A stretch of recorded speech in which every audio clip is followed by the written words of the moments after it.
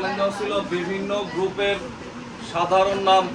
আমি কিন্তু আগে বলে নিচ্ছি, হয় তোমরা বলবা নাহলে আমি বলবো, এর পরেও কথা যদি বলো। দেখো সাধারণ নাম, তো এখানে আমরা প্রথমে লিখি গ্রুপ 1। মানে অনেক সময় বলবে নিচের কোনটি কোন গ্রুপের মৌল। গ্রুপ 1 এর মৌলের সাধারণ নাম হচ্ছে ক্ষার ধাতু। মানে গ্রুপ 1 এর মৌলগুলোকে কি বলা হয়? ক্ষার ধাতুর গ্রুপ বা ক্ষার ধাতু। যদিও প্রত্যেকটা গ্রুপে দুই একটা মৌলের মধ্যে হালকা ব্যতিক্রম দেখা যায়। এরপরে হচ্ছে গ্রুপ 2 এর যে মৌল, গ্রুপ 2 এর কথা বলবো না, দেখো গ্রুপ 2 এর মৌলসমূহ এদেরকে বলা হয় মৃৎক্ষার ধাতু। হচ্ছে গ্রুপ 2 এর মৌল মৃৎক্ষার ধাতু। এরপরে হচ্ছে গ্রুপ 11। গ্রুপ তুমি হচ্ছে এরকম লেখো,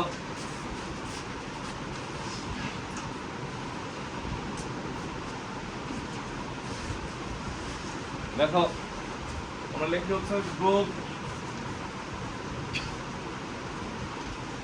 4 থেকে 11। সবাইকে বলা হয় অবস্থান্তর মৌল। এরা সবাই হচ্ছে অবস্থান্তর মৌল।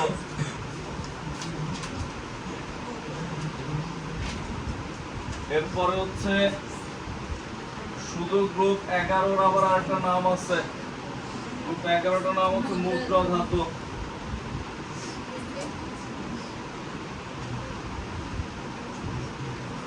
গ্রুপ 14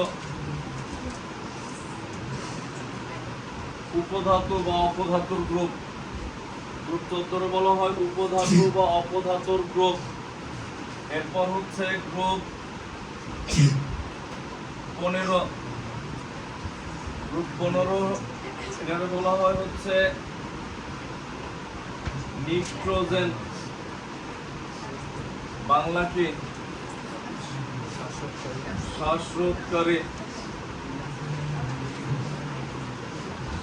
শ্বাসরোধকারী মৌলের গ্রুপ। শ্বাসরোধকারী মৌলের গ্রুপ। এরপর হচ্ছে গ্রুপ 16। এখানে ইংলিশ ওয়ার্ড তো কোন বই লেখে চ্যালকোজেন, কোন বই লেখে চালকোজেন। দফলা দেয় না। হ্যাঁ, তুমি যেটা লিখে খুশি।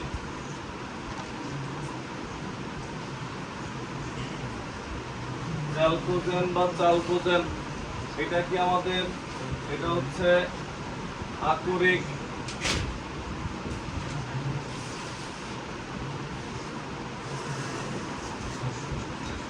দেখো এটা হচ্ছে আমাদের আকরিক উৎপাদনকারী। আকরিক মানে হচ্ছে যেই যৌগ থেকে একটা নির্দিষ্ট মৌল আলাদা করে উৎপন্ন করা হয়, ওই যৌগটাকে বলা হয় ওই মৌলের আকরিক। এরপর লেখি হচ্ছে গ্রুপ 17। গ্রুপ 17 হচ্ছে হ্যালোজেন। হ্যালোজেন হচ্ছে হ্যালাস এবং জেনাস দুটো শব্দ থেকে, যার মানে হচ্ছে লবণ উৎপাদনকারী।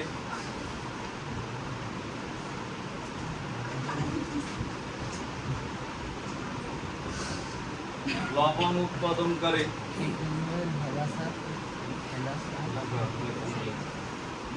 লবণ উৎপাদনকারী। এরপর হচ্ছে গ্রুপ 18 এর মৌল, মানে এগুলো হচ্ছে সাধারণ নাম। গ্রুপ 18 এর মৌলের এদেরকে বলা হয় নিষ্ক্রিয় গ্যাস। এদের অনেকগুলো নাম, দেখো নিষ্ক্রিয় গ্যাস অথবা বিরল গ্যাস অথবা এক পরমাণু গ্যাস অথবা নোবেল গ্যাস অথবা অভিজাত গ্যাস।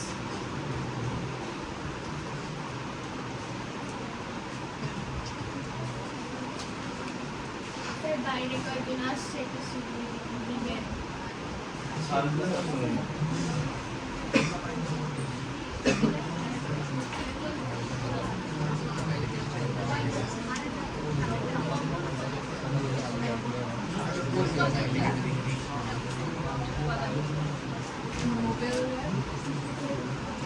ডিসেম্বর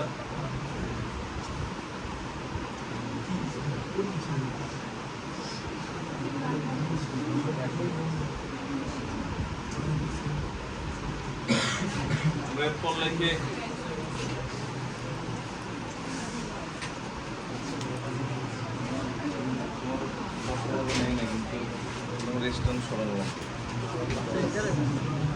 দূরে দিলে শব্দ আসে না আসো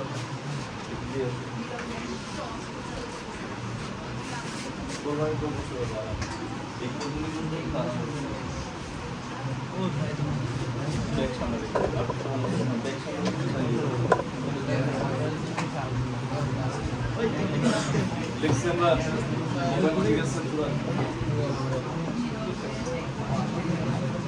এরপর লেখো নেক্সট লেখা শেষ হলে এরপরে আমরা হেডলাইন দিই পর্যায় সারণীর যে পর্যায় সারণী যে সাজাইছে অবশ্যই কোনো না কোনো সূত্র বা কোনো না কোনো হচ্ছে রেসিপি তো আছে রেসিপি সূত্র এর মধ্যে এমন না যে একবারে দিয়ে একবারে যে দিচ্ছে ওনাটাই সঠিক তা না এক একটা মনে করে এক একদিন এক একটা সূত্র দিচ্ছে কিছু বছর ওইটা ছিল আবার কিছুদিন পর ওইটা কি হয়েছে চেঞ্জ হয়ে আবার নতুন সূত্র আসছে ওইটার থেকে আপডেট হয়েছে মোবাইলে দেখো না কিছুদিন পর পর আপডেট হয় তো এইখানে সূত্রও কি হয়েছে আপডেট হয়েছে তো তুমি হেডলাইন দাও পর্যায় সারণীর বিভিন্ন সূত্র পর্যায় সারণীর বিভিন্ন সূত্র তো সূত্রগুলো কি কি আগে আমরা লিখে রাখো একটা ছক আকারে লিখে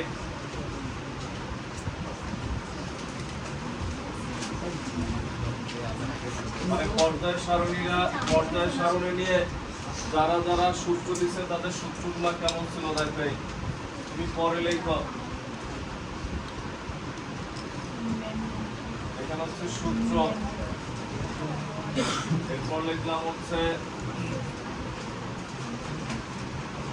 আবিষ্কারক এরপর লিখলাম হচ্ছে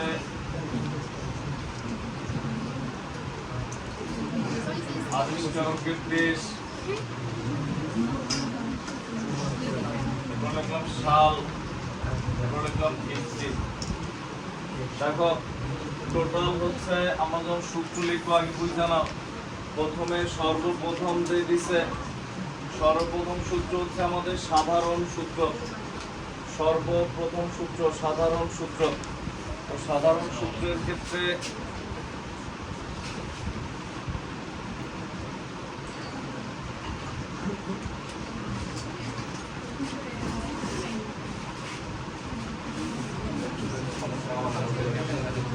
দেখো আমরা সর্বপ্রথম যেটা লিখছি এটা ছিল কি আমাদের সাধারণ কথা না বলি দেখো সাধারণ সূত্র ত্রয়ী সূত্র এরপর হচ্ছে অষ্টক সূত্র এরপরে হচ্ছে ত্রয়ী সূত্র আরেকটা লিখে রাখি যদি এটা দরকার হয় না তারপর লিখি টেলরিক স্ক্রু এরপর হচ্ছে অষ্টক সূত্র এরপর হচ্ছে পর্যায় সূত্র এরপর হচ্ছে আধুনিক অথবা সংশোধিত পর্যায় সূত্র টোটাল 6টা সূত্র হলেও এটা মূলত আমাদের দরকার হবে না হ্যাঁ এছাড়া বাকি সবগুলো দরকার হয় তো এখন কোনটার আবিষ্কারককে তোমার যদি বলি রসায়নের যে জনক সে হচ্ছে প্রথমটা আবিষ্কার করছে এবার বলো রসায়নের জনককে ল্যাভোইসিয়ার দেখো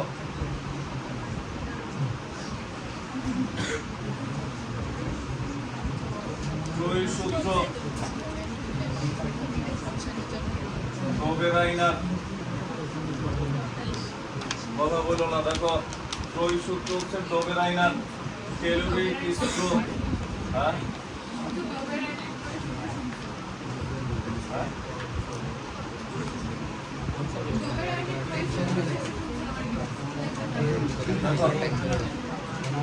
অষ্টক সূত্র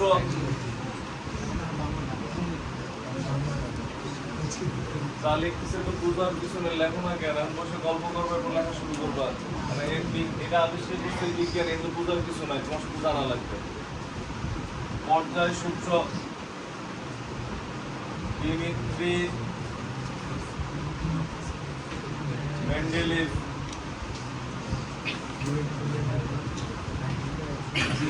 মেন্ডেলিভ এর পর্যায় সারণীর জনক বলা হয়। পর্যায় সারণীর জনক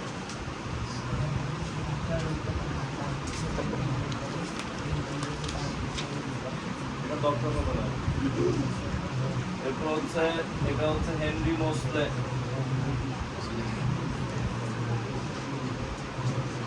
এরা কে কোন দেশের যদিও আসে না, তারপরও জানা থাকলে ভালো। হ্যাঁ, তো এই হচ্ছে ফ্রান্স,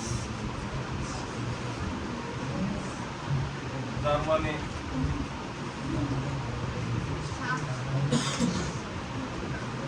ফ্রান্স, ইংল্যান্ড,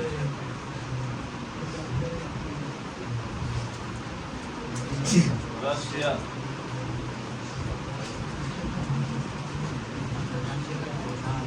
ব্রিটেন। এদের আবিষ্কারের সাল, যদিও সাল পরীক্ষা আসে না, তারপরে জানা থাকাটা ভালো আর কি। এদের আবিষ্কারের সাল হচ্ছে 1789, 1829, 1862,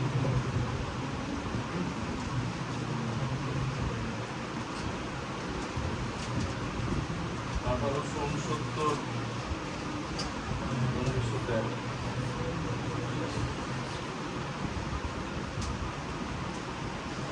1913 সালে আরো একটা জিনিস আবিষ্কার হয়েছে, আমরা পরে আসছি, কি বলো? বোর পরমাণু মডেল। এদের ভিত্তি কি, কে কি, আমরা এখানে আমরা মনে করো ব্যাখ্যা করবো হচ্ছে এই তিনটা সূত্র, 1, 4, 2, 3, 4। দেখো এদের ভিত্তিটা কি, এটার ভিত্তি হচ্ছে ভৌত অবস্থা। এটা হচ্ছে পারমাণবিক ভর, মানে কিসের উপর ভিত্তি করে সাজাইছে?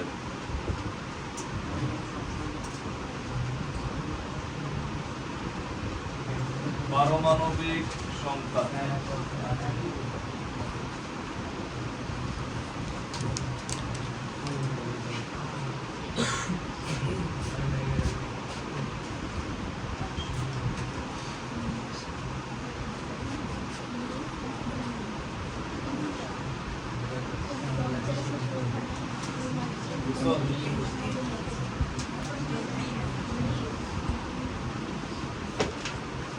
পারমাণবিক ভর, পারমাণবিক সংখ্যা আমাদের ওইখানে শিক্ষা করবে।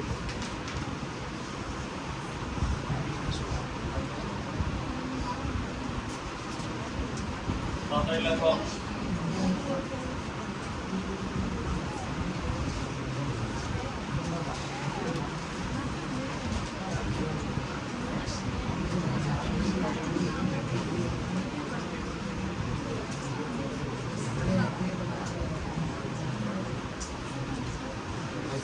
কালকে ফিজিক্স পরীক্ষা।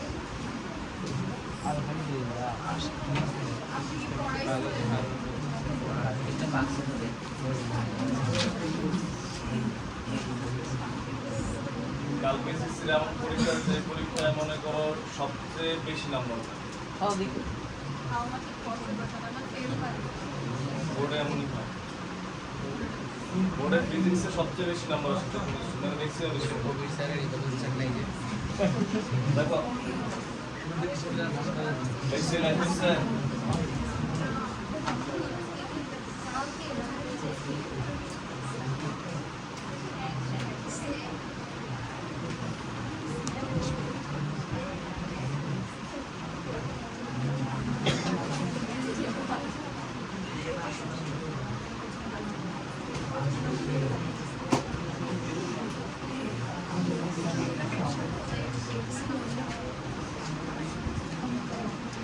শেষ টাইম লেখো আগে ফ্যান চালালে সুবিধা হয়, ফ্যানের শব্দে গল্প করতে পারো আরামে। শেষ সুবিধা শেষ করে দিতেছি। কোরবানির বন্ধ এই পাশে টেক্সট লাগাই দিব, ফ্যান সব বন্ধ।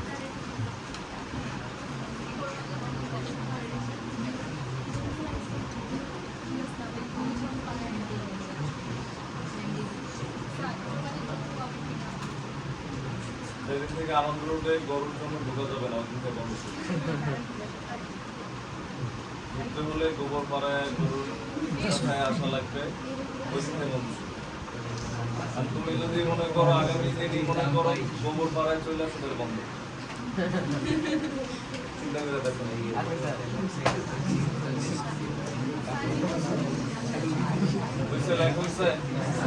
এবার হচ্ছে এখন এখানে যে সাধারণ সূত্র যে দিছে লেবসিয়ে, সাধারণ সূত্রটা হচ্ছে এমন ছিল, উনি চিন্তা ওনার সময় মৌলের সংখ্যা খুব কম ছিল, অল্প সংখ্যক মৌল থাকায় তখন হচ্ছে সে বলছে যে কোনো কিছু লাগবে না, যারা কঠিন পদার্থ তারা এক পাশে, যারা তরল এক পাশে, যারা কি বায়বীয় তারা এক পাশে, অল্প কয়েকটা মৌল।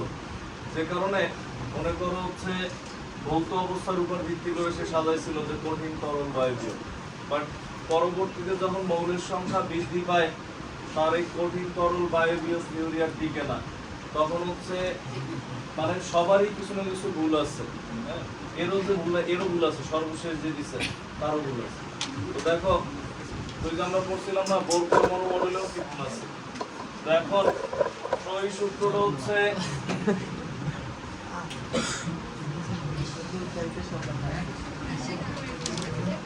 সাধারণ সূত্রের পরে শেষের তার আগ পর্যন্ত যতগুলা সূত্র ছিল সবগুলার ক্ষেত্রে হচ্ছে কিসের উপর ভিত্তি করে সাজানো হয়? পারমাণবিক ভরের উপর ভিত্তি করে।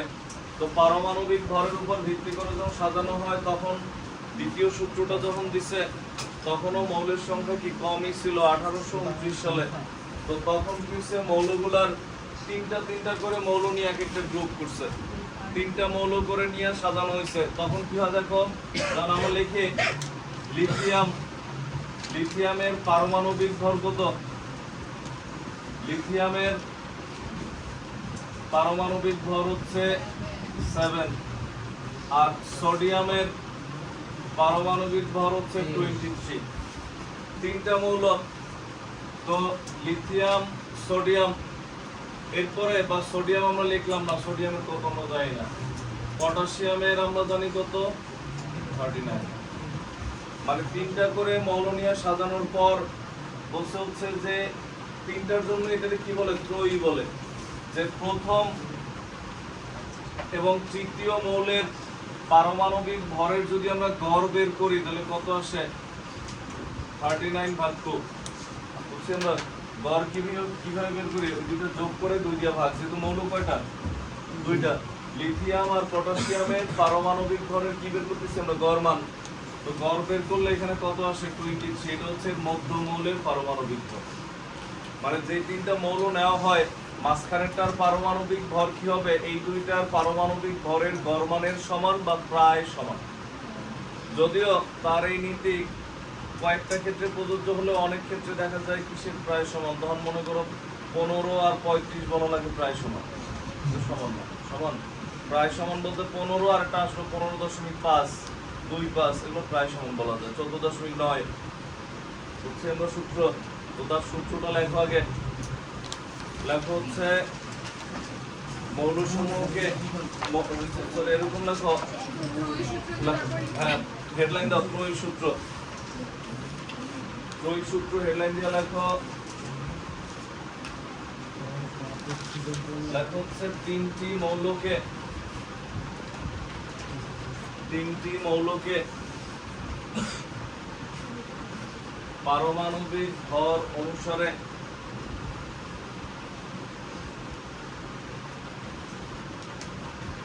এমনভাবে সজ্জিত করা হয়, পারমাণবিক ভর অনুসারে এমনভাবে সজ্জিত করা হয় যাতে প্রথম এবং তৃতীয়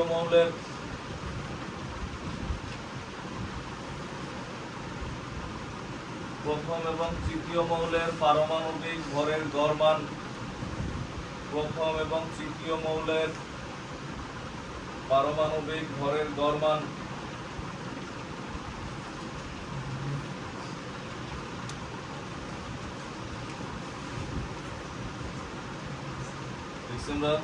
গড় মান মধ্য মৌলটির পারমাণবিক ভর নির্দেশ করে। মধ্য মৌলটির পারমাণবিক ভর নির্দেশ করে।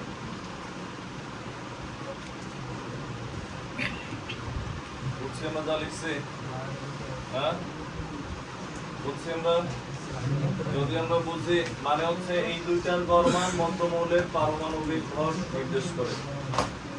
যেমন মানে এক্সাম্পল হিসেবে তুমি এটা লেখা রাখবে যে লিথিয়াম এরকমই লেখা রাখো 27, পটাশিয়াম 39, হ্যাঁ দেখো সোডিয়াম 7 + 39/2 এরকম উপায় রাখবে। মানে তিনজনের মাঝখানে একটা মান বের করে দরকার, যেটা গড় করে বের করলি কতই লাভ আছে। আমরা এখন হাইওয়ে তুলছি নাই কার কত হলি দিচ্ছে এইগুলো কাজ করে। এরপর লেখো নেক্সট পরের সূত্র অষ্টক সূত্র। অষ্টক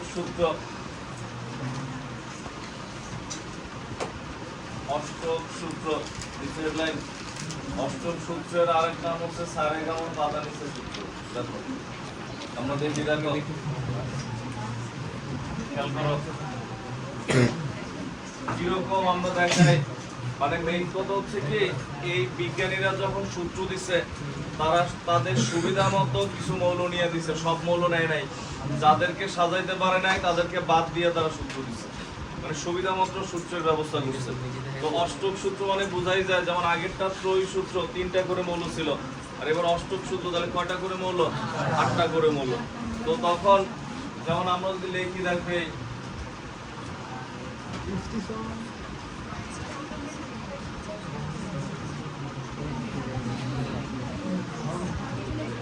দেখো ভালো করে বুঝো, এইখানে আমরা যদি লিখি দেখো এখানে কয়টা ডিজিট আছে? 1 2 3 4 5 6 7 8। যেমন আমরা মৌলগুলোকে লিখি, যখন এই বিজ্ঞানী মৌলগুলোকে সাজাইছে তখন হচ্ছে হাইড্রোজেন হিলিয়াম বাদ দিয়ে হিসাব করছে। কারণ কি এই মৌল দুটাতে অনেক ঝামেলা, এদের অবস্থান নিয়ে ঝামেলা, হায়ার লেভেলে এদেরকে আলাদাভাবে পড়ায়। হাইড্রোজেন হিলিয়াম মানে হচ্ছে নিয়মের থেকে অনিয়ম বেশি এদের মধ্যে।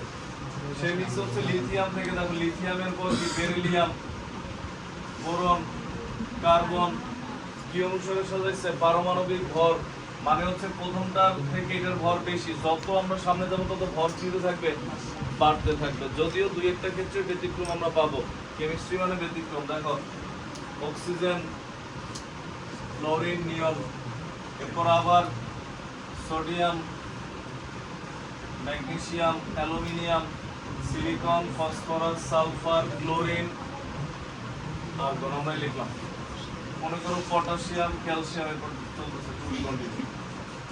এখন এই ক্ষেত্রে অষ্টক সূত্র হচ্ছে মৌলসমূহকে তাদের পারমাণবিক ভর অনুসারে যদি আমরা সাজাই, তাহলে অষ্টম মৌলে তাদের ভৌত রাসায়নিক ধর্মের পর্যায়ক্রমিক আবর্তন দেখা যায়, মানে 8 নম্বর মৌলের সাথে মিলে।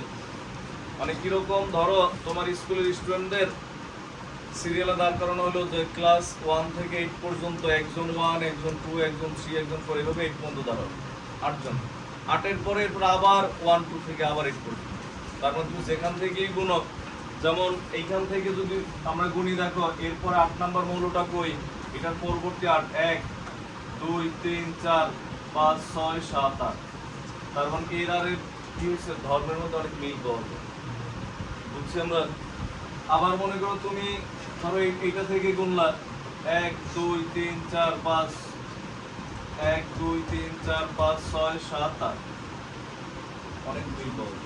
মানে অষ্টম মৌলে তাদের ভৌত রাসায়নিক ধর্মগুলোর মধ্যে আমরা কি পাই? যথেষ্ট পরিমাণ মিল পাই। এটা হচ্ছে সূত্র। এই সূত্রে ভুল ছিল কি অল্প কিছু মৌল নিচ্ছে, অনেকগুলো মৌল সে নেয় না। এটা দেখাই পরবর্তী বিজ্ঞানী দিমিত্রি মেন্ডেলিভ অনুপ্রাণিত হচ্ছে, সে সবাই নিয়ে সাজাইছে। তো আমরা এখানে আগে একটু লেখো মৌলসমূহকে ক্রমবর্ধমান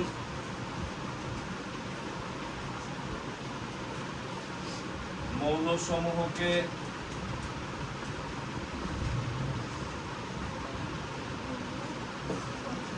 ক্রমবর্ধমান পারমাণবিক ভর অনুসারে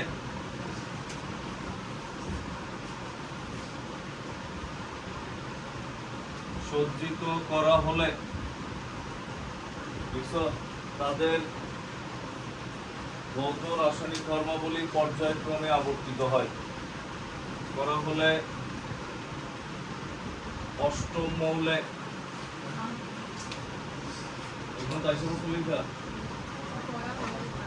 অষ্টম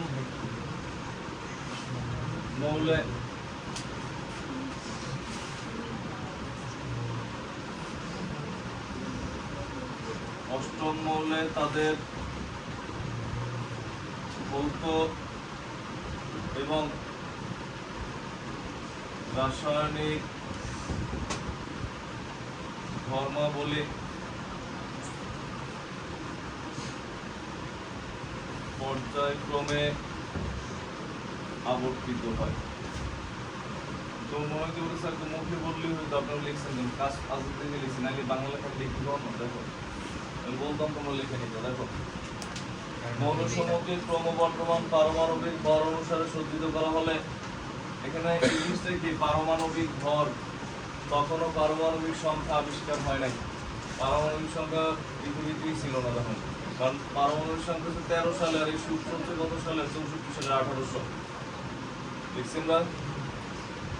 এখন এটা নিচে একটু উঠায় রাখো, মানে এটা এই অষ্টম সূত্র আসলে আসে কি 1 বা 2 আসে। এটা আপনার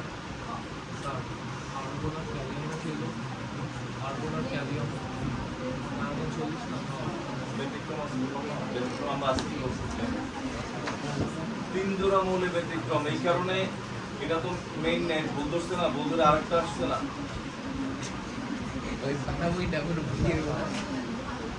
লেখো তাদের লেখো।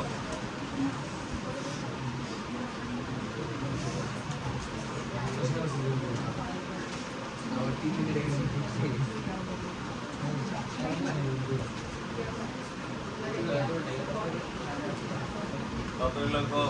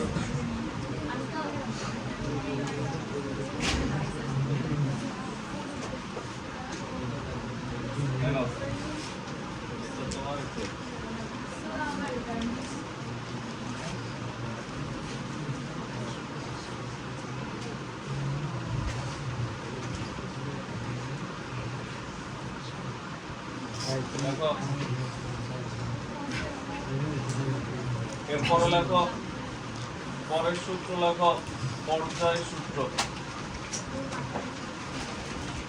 এটার মধ্যে ভুল থাকলেও এর জনক বলা হয়, কারণ এর অবদান অনেক বেশি। এর অবদান অনেক বেশি। ভুল থাকলেও তুমি লাস্টে এসে তারিখ সংখ্যাতে মেইন হয়ে যাবে জানা, মানে সবগুলা মৌল নিয়ে সর্বপ্রথম দিমিত্রি মেন্ডেলিভ পর্যায় সারণী তৈরি করছে। এর সূত্রটা কি ছিল দেখো, এই সূত্র এটাই। পার্থক্য কি জানো? ওই যত নীলকালি লেখা আছে না অর্থক বাদ,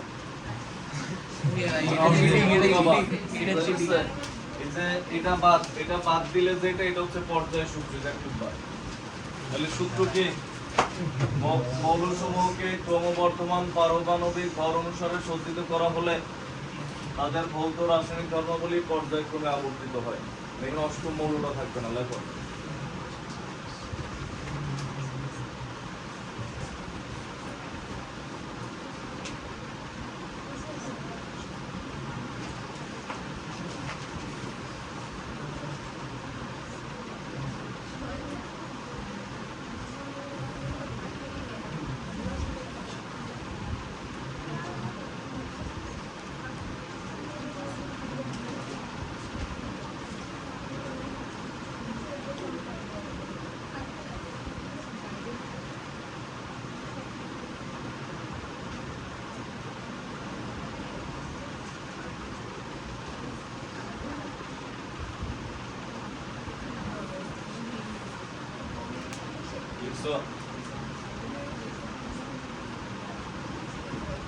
লেখা শেষ হলে এরপর সর্বাধুনিক যেটা, মানে যেটা এখন বর্তমানে রানিং, এটা কি বলি আমরা?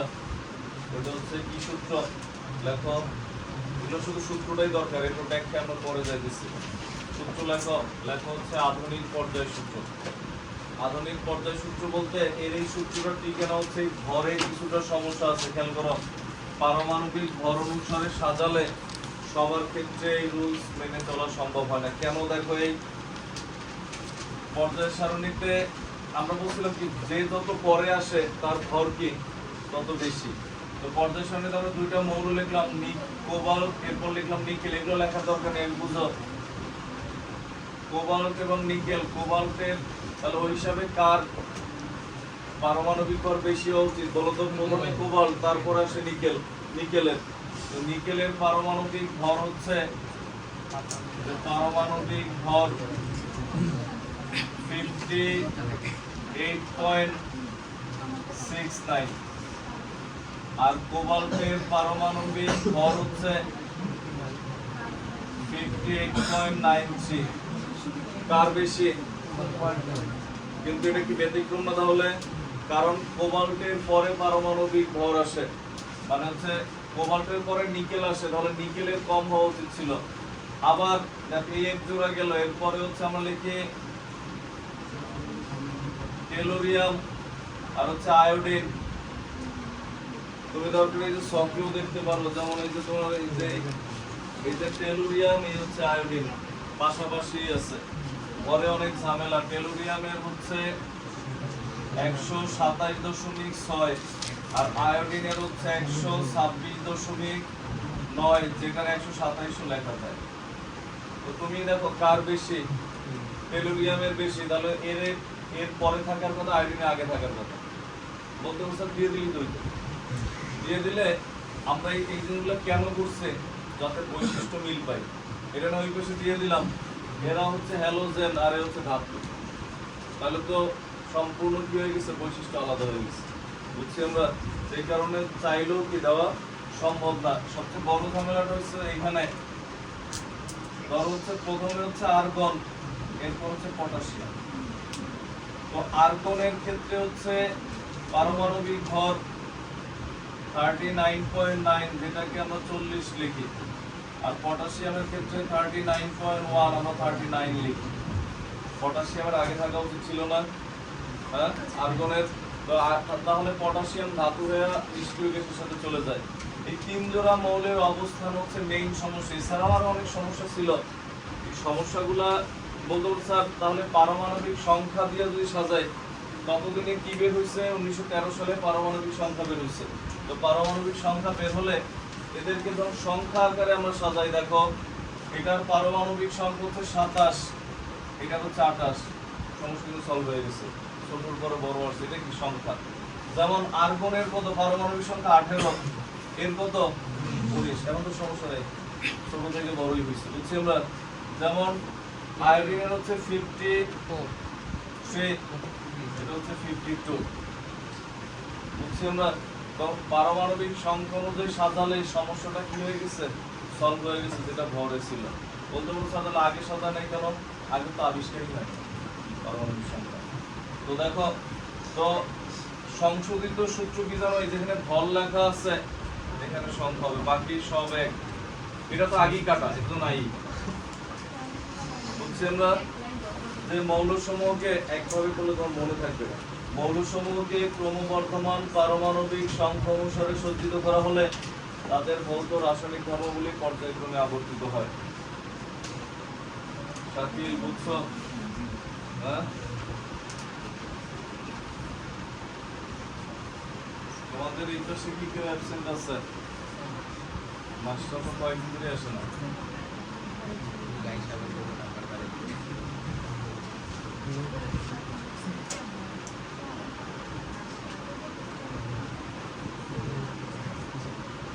তোমাদের নাম জানি কি? তোমার নাম কি? জেরিন। বুশরা, বুশরার পাশে সামি। তোমার নাম? তুমি নতুন? হ্যাঁ,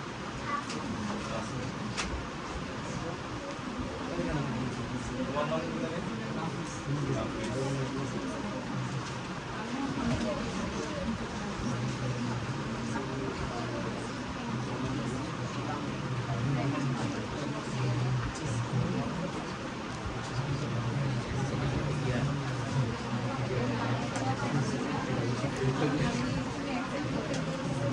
লেখো, তাড়াতাড়ি লেখো। এরপরে সূত্রগুলো লেখা হলে এরপর এটার নিচে লেখো, হেডলাইন দাও। বক্স করে লেখো, বক্স করে লেখো। লেখো এরপরে হেডলাইন দাও, মেন্ডেলিফের পর্যায় সূত্রের ত্রুটি বা সীমাবদ্ধতা। মেন্ডেলিফের পর্যায় সূত্রের একটু আগে লিখছিল, ফলে করবেন, বাংলায় ফ লেখে আর ইংলিশে বি দিয়ে লেখে মেন্ডেলিফ, আর বাংলায় বললে ফ লেখে। আমরা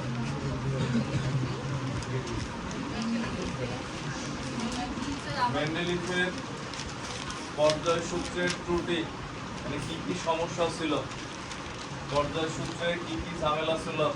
সর্বপ্রথম ঝামেলা হচ্ছে সে যে পারমাণবিক ভর অনুসারে সাজাইছে, পারমাণবিক ভরের সাথে অবস্থানের অসামঞ্জস্যতা। মানে সে হয়তো চিন্তা করছে যে আমি 2-3 জায়গায় উল্টা করে দিই, কেউ বুঝবে না, মানে চোখ বুঝা মনে করে লিখে রাখছে। কারণ কি, তা নাহলে বৈশিষ্ট্য মিলে না। স্বাভাবিক, তুমি যখন মনে করো বড় কোনো কাজ করবা, 2-1 জায়গায় ফাটিফিট করা লেগে যাচ্ছে, মিলবে না। এবার ক্রিকেট খেলায় কেউ একজন 150 রান করছে, 2-1 লাইক পাওয়াই লাগছে তার। এখানে হচ্ছে এরকম লেখো। ত্রুটির মধ্যে 1 নাম্বার দিয়ে লেখো, মৌলসমূহের অবস্থানের সাথে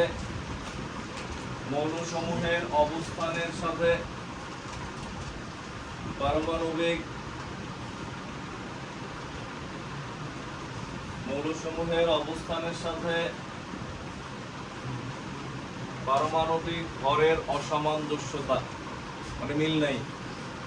মৌলসমূহের অবস্থানের সাথে পারমাণবিক ভরের অসামঞ্জস্যতা। সামঞ্জস্যতাই বানানো হয়েছে।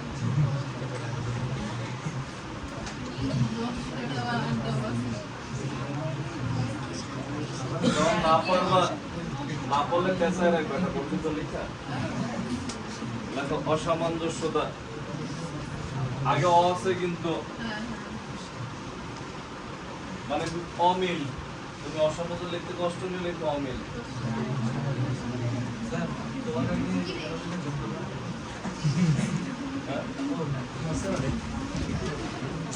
এই তয় জফলাতের উচ্চারণটা কেমন হয় বলো তো? লেখো। এরপরে এটার নিচে শক উঠাও, এই পয়েন্টের নিচে যেটা লিখছো 1 নম্বর পয়েন্ট, এটার নিচে শক উঠানো লাগবে না, জাস্ট এরকম লেখো কোবাল্ট নিকেল। এই যে তোমার এই লাল কালির যেটা আছে এটা লেখা লাগবে, লাল কালিটা বাজে, হ্যাঁ, মানে ভরের সাথে অবস্থানের অসামঞ্জস্যতা। লাল কালি ছাড়া লেখো, হ্যাঁ, 10 মিনিট করো।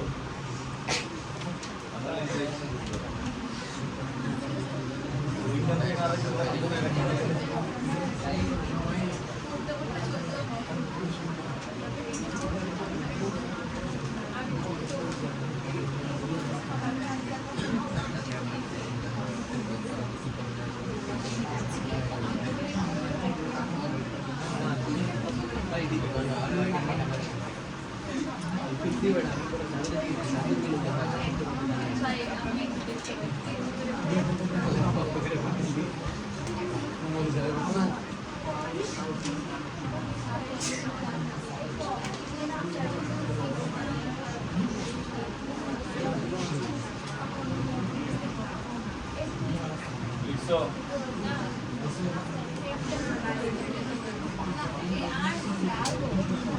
এরপরে আমরা লিখি নাম্বার 2 দিয়ে লিখো পর্যায় সারণীতে মানে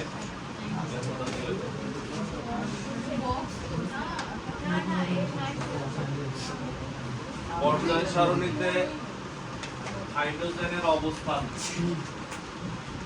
হাইড্রোজেন তো ওইখানে ফিক্সড করে আমরা ওই পাশে 1 নম্বর গ্রুপে দিচ্ছি, এটা পক্ষে বিপক্ষে অনেক জ্ঞান হয়ে গেছে বিজ্ঞানীদের মধ্যে। পর্যায় সারণীতে হাইড্রোজেনের অবস্থান 3 নাম্বার।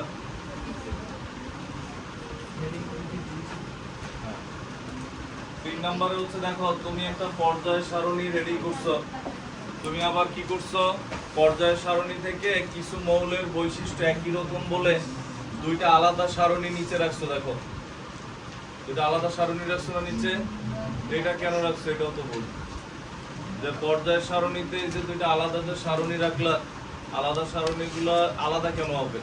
উনি এই আলাদা করার সময় মিলাইতে পারেন এখন আলাদা হয়েছে কিছু কথাগুলো।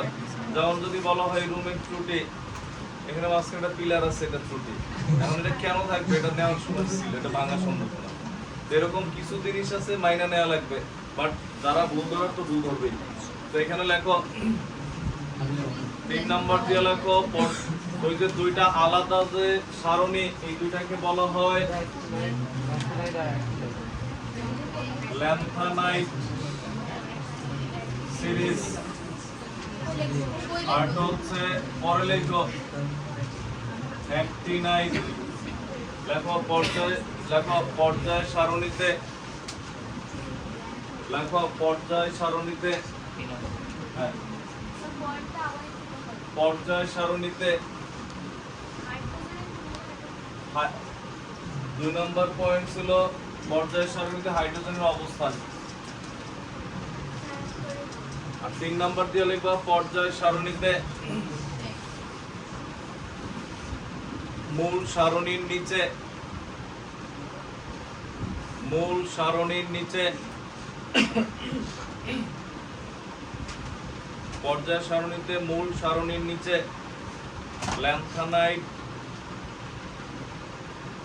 ল্যান্থানাইট এবং অ্যাক্টিনাইট সিরিজ নামক বা ল্যান্থানাইট এবং অ্যাক্টিনাইট সিরিজের উপস্থিতি। ল্যান্থানাইট এবং অ্যাক্টিনাইট সিরিজের উপস্থিতি। ল্যান্থানাইট এবং অ্যাক্টিনাইট সিরিজের উপস্থিতি। ল্যান্থানাইট এবং অ্যাক্টিনাইট সিরিজের উপস্থিতি লিখছি আমরা। এই চ্যাপ্টারে কিছু জিনিস অনেক ইম্পর্টেন্ট। এর মধ্যে প্রথম ইম্পর্টেন্ট আগুন চিহ্নিত টপিক হচ্ছে কি অবস্থান। ওই যে যদি এটা আমরা আগের অধ্যায়ে অনেকে পড়ছি, যদি সবাই বলো পারো তাহলে আর পড়া লাগবে না।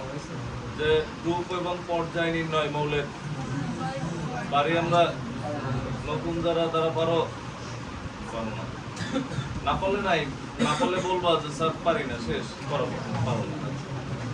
তো আমরা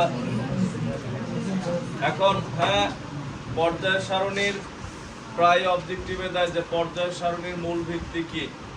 আমরা এই পর্যন্ত যা পাইছি যে পারমাণবিক সংখ্যা পাইছি, কিন্তু তোমার আমি বললাম যে পর্যায় সারণীর একটা মৌলের পারমাণবিক সংখ্যা 20। এটা দিয়ে তুমি বলতে পারবে কোন জায়গায় আছে, বলতে পারবা? মৌলের পারমাণবিক সংখ্যা 20। ধরো ক্যালসিয়াম, এই পর্যায় সারণী কোন লোকেশনে আছে এটা তো বলা সম্ভব না। এটা জানি পারমাণবিক সংখ্যা 20। এখন এটা জানতে হলে আমাদের কি নির্ণয় করা দরকার? গ্রুপ এবং পর্যায়, যে কত নম্বর গ্রুপ, লম্বালম্বী গুলো গ্রুপ, এদিকের গুলো পর্যায়, কত নম্বর গ্রুপের কত পর্যায়, একদম এক্সাক্ট লোকেশন জানার জন্য। তখন আমাদের কোনটা ভালো? তাহলে একটা হচ্ছে ইলেকট্রন বিন্যাস। ইলেকট্রন বিন্যাস করলে আমরা পর্যায় সারণীতে মৌলের অবস্থান সঠিকভাবে জানতে পারি। এখন ইলেকট্রন বিন্যাসকে কি বলা হয়? পর্যায় সারণীর মূল ভিত্তি বলা হয়। তো লেখো বিশেষ দ্রষ্টব্যতে একটা লাইন লেখো, এটা আছে শেষ। বিশেষ দ্রষ্টব্যতে একটা লাইন লেখো। পারমাণবিক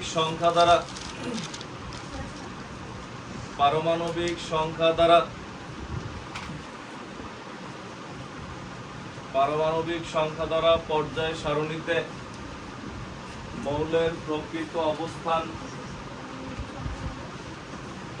পারমাণবিক সংখ্যা দ্বারা পর্যায় সারণীতে মৌলের প্রকৃত অবস্থান সঠিকভাবে শনাক্ত করা যায় না।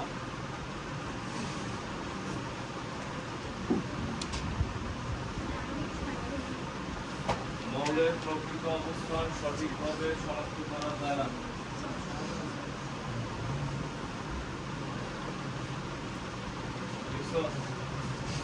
সঠিকভাবে শনাক্ত করা যায় না। এরপর লেখো শনাক্তকরণের জন্য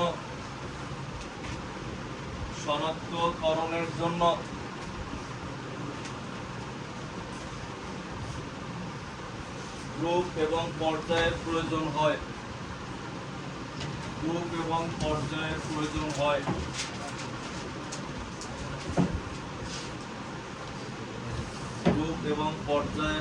হয়।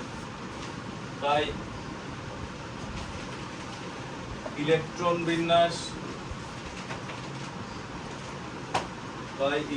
বিন্যাস পর্যায় সারণীর মূল ভিত্তি।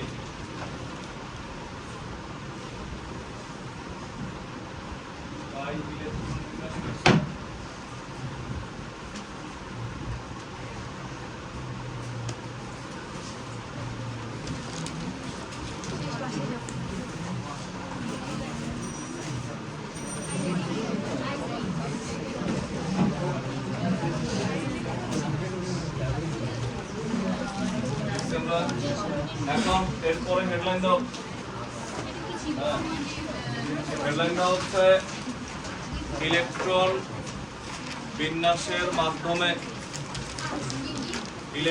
বিন্যাসের মাধ্যমে মৌলের অবস্থান নির্ণয়।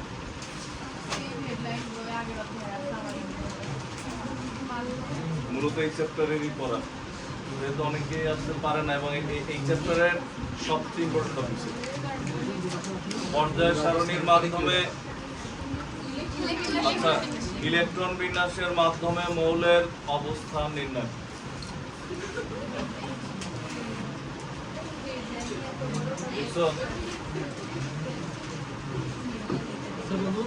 বুঝছো?